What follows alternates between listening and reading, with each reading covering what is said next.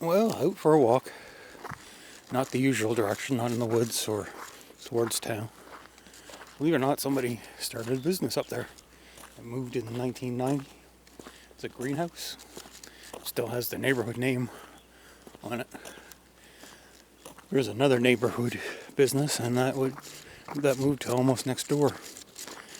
And still get the name, so I wonder if people actually confuse the two locations. It's starting to get sunny out, just above zero. This is what happens if you don't bush hog your field. This was a field when I was growing up. I'm just coming around the corner here. Yeah. And this log cabin used to have a dog that scared the bejesus out of me.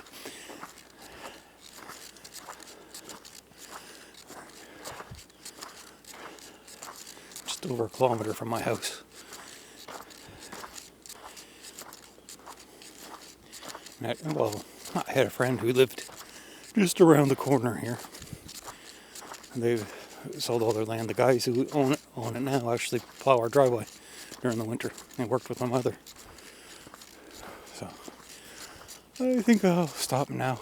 I don't have much. Just for an old friend. You see what's happened.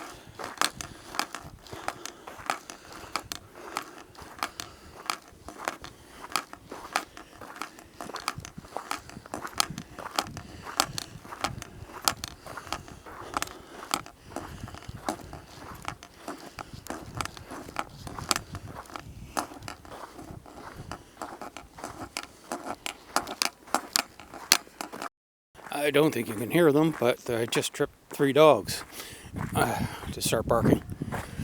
The house has a thing that says security camera in use. Don't need a security camera, those 3. But coming down the hill, I'm about 2 kilometers from the house and about another 2K to go. Yeah, okay.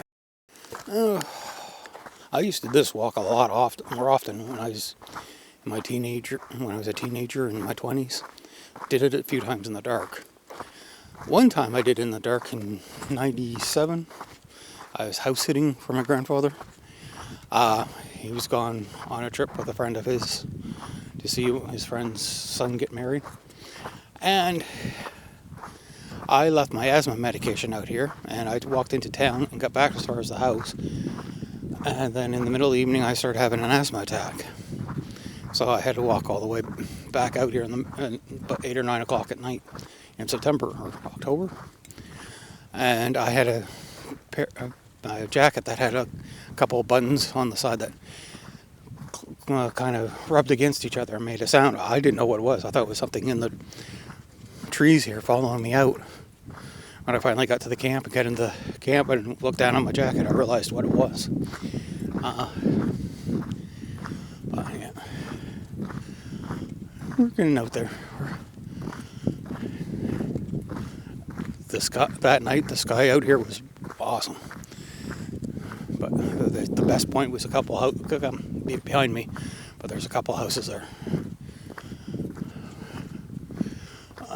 This is kind of like a dead zone. After look at the cabin, there's a few houses and then it divides up into 2 different roads. So here comes a car, so I'll look at how go past the stream without recording it.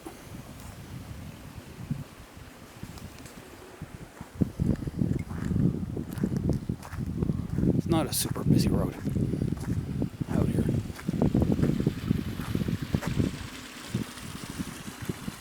Yeah, Sully's camp has seen better days. He at least comes out this far. There's all kinds of those camps down by where I live. So, maybe a short distance of just walking.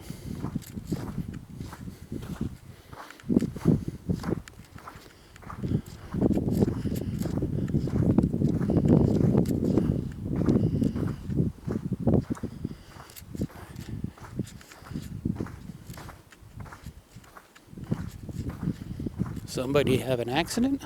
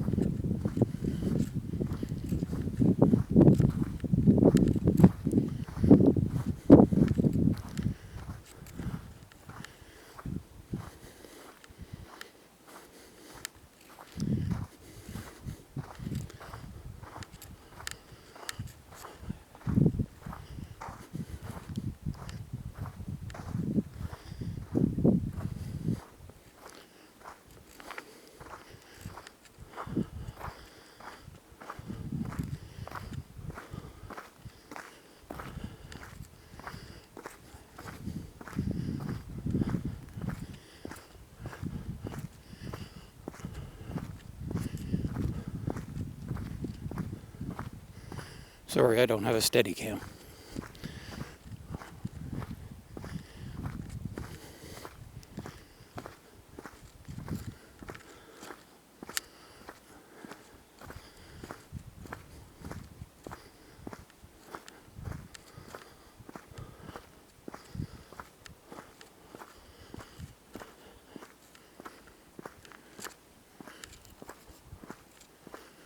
It was around here or not, but it was definitely in this area. I think I showed a video of some logging equipment stripping trees. Somewhere's around here. Probably a little further back. But also, about a year after my grandfather passed away, I was on the way out here and a guy stopped to talk to me. He knew me. I forgot. I'm bad with faces and names and stuff. But he said, "Oh no, there's 2 cubs crossing the road down here." I was like, "Okay, go up to the friend's house there and see if the father's there and see if he can drive me the rest of the way." But is that a for sale sign?